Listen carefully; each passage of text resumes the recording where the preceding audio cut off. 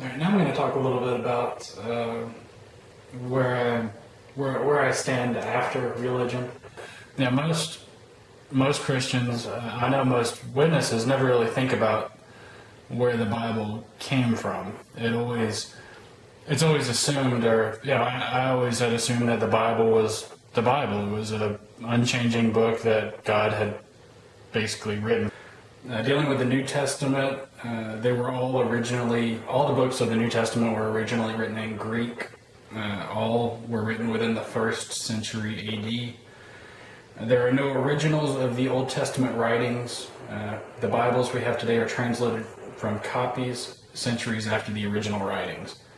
The copies that we have to translate from are broken down as follows.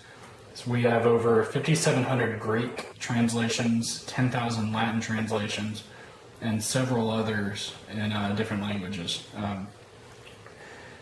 Pretty much no two of the copies that we have are the same, since throughout history they've been copies of copies of copies, and you can never get it exactly right. You try to copy down an entire book from one sheet of paper to the other, and you're going to lose some stuff in the translation, whether it's intentional or not.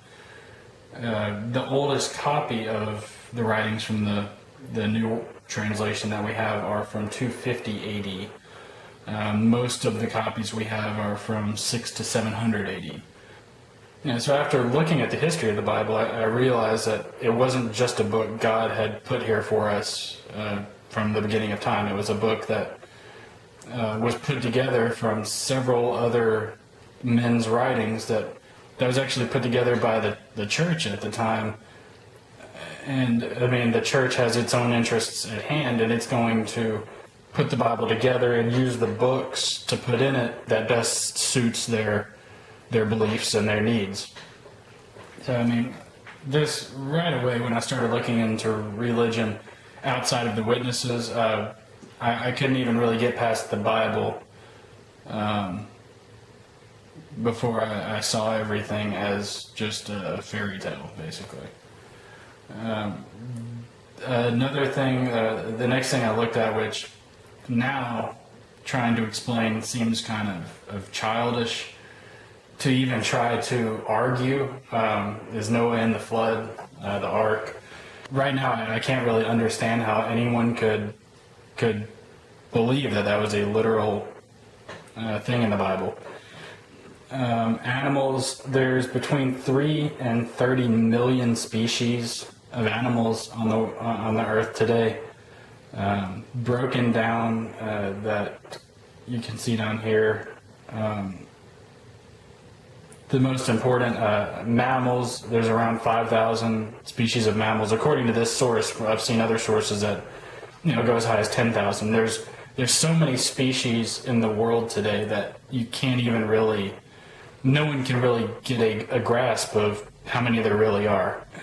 The logistics of fitting 2 of every single species of animal on the earth in a wooden boat just is ridiculous. I mean, not only fitting them in there, but how do you get 2 of every species of every animal from around the entire world to this one little spot and into the ark? And then when the flood's over, you've got to get all of those animals back to their original habitat. Most times I argue this, the Christian that I'm arguing with ends up coming back and saying that God can do anything.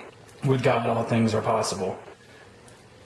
And that's a dead-end argument. Once someone says that, I can't argue anymore. There's nothing I can say once you say, with God, all things are possible. I mean, if all things are possible, why go through all of this craziness of having an ark built and trying to figure out how to get animals to it and figuring out how to feed them and get them back? If he can do anything, why not just, suspend them in the air or something until the flood is over? Or if you're really all-powerful, why not just destroy the people that are bad and leave Noah and them there, and you cut out all the other stuff? I mean, it's clearly, a fairy tale. There's no reason to jump through all those hoops to get to the end result that God supposedly got to. Sitting back and looking at all the religions that are out there, I've had Christian friends that try to tell me that I need to be saved, or born again, so that I can go to heaven and not go to hell. And the problem with that is I'm sitting on the outside, and I've got Christians telling me that, but Muslims believe the same thing. Every other religion pretty much believes that theirs is the only religion, and that you have to be a part of their little group to not die, or even not be tortured for the rest of eternity. So the problem you end up at is, okay, if you end up believing in a God, then you've got to supposedly choose, according to all the religions, you've got to choose a religion. The people in religion aren't inherently bad people. They're not bad people. They believe, a lot of them believe honestly that what they believe is the truth. But the problem is, the ones in every religion believe that. So from an outside perspective, there's no way for me to differentiate which religion is correct. The argument that Christians give, and that pretty much the other religions give too, is it's faith. You have to have faith that you're following the right thing. Well, you're saying I need to have faith to follow Christianity, but the Muslim says I have to have faith in their God. And even in Christianity, there's so many factions of Christians that each one believes that not only do you have to be a Christian to get into the afterlife, but you have to be part of their even smaller group of Christians. If you're, and I'm not an expert on this, so this is just from my base research. Is with Baptists, you have to be born again. If you can call yourself Christian, but unless you're born again, then it does nothing for you. You will still go to hell. The born again is the only determination. Other factions of Christianity believe that as long as you confess your sins to Jesus and give your life over to Him, that you are safe. Jehovah's Witnesses believe that you have to be a Jehovah's Witness. Mormons believe that you have to be a Mormon. And it goes on like that. I mean, the chances of you happening across the correct religion, if you actually believe in a God, are so ridiculously small. There's several different degrees of belief in religion. To me, the people that believe the entire Bible is literal, that believe that the earth and everything we know is only 6,000 years old, and that there were dinosaurs on the ark, I can't even really argue with that. I mean, I instantly get an image of a 5-year-old putting his fingers in his ears and screaming.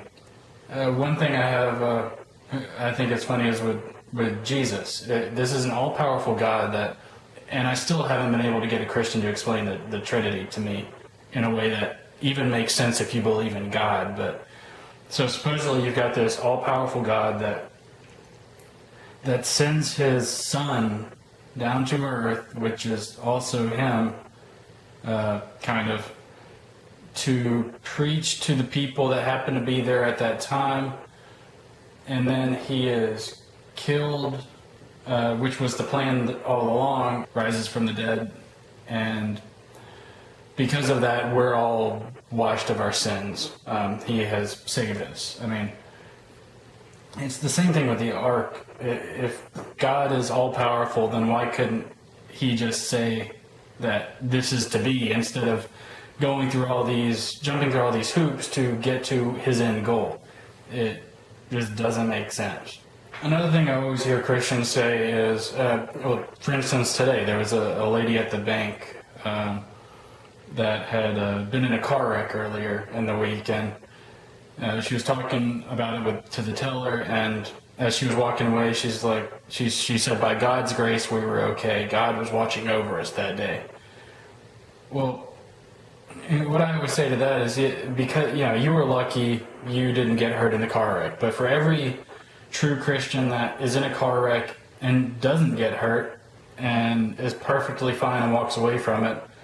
There's plenty others that get hurt or killed. It doesn't mean they were bad Christians. They were just unlucky. I mean, to believe that you're so special that God is watching over you and not allowing you to be hurt in an accident, but it's okay if this whole family or this whole group in a church bus gets killed on the way to a revival or a camp is crazy. I mean, yes, people get lucky. People also get unlucky. You might have not gotten hurt, but that doesn't mean you're special. It doesn't mean someone was watching over you. It just means you didn't get hurt. I mean, for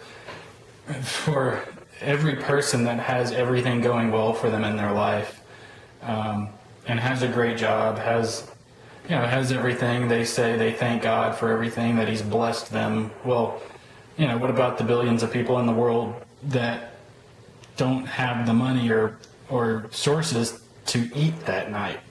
I mean, you're praising God for how well He's treating you, and there's Christians around the world and that are starving to death. And it doesn't make you special. It just makes you lucky to be in a country and a time that is possible. That's all it is. That's it. Just because you have a good life, it just means you either got lucky, you worked hard, a combination of both. It doesn't mean God is watching over you, and because He's watching over you, He's letting other people starve to death. In almost every debate I've had with a Christian or another witness, and obviously if you're watching this kind of stuff on YouTube, you've probably seen this asked any number of times, but they always come to the question of what if you're wrong? So, which they're basically saying, well, why not just believe just in case? So, I mean, basically saying if me as an atheist I'm wrong, then I'm going to hell. But if them as a Christian are wrong, then they just die. So why not just believe? The first problem with that is you can't make yourself believe something that to you is obviously not true. There's just no way to make yourself believe something. The second part of that, my friend had the best response to I've ever heard. When a Christian asked him, what if you're wrong, he said, when I get in front of God, I will kick him in the nuts and tell him he's an asshole. And I totally agree with that. If you're going to create people, put them on an earth, put innumerable number of religions on the earth that all believe that they're the only religion, and the free, it gives you free will, so you can believe whatever you want. But if He's going to do all that, and then if you pick the wrong one, using your free will, then He's going to punish you forever.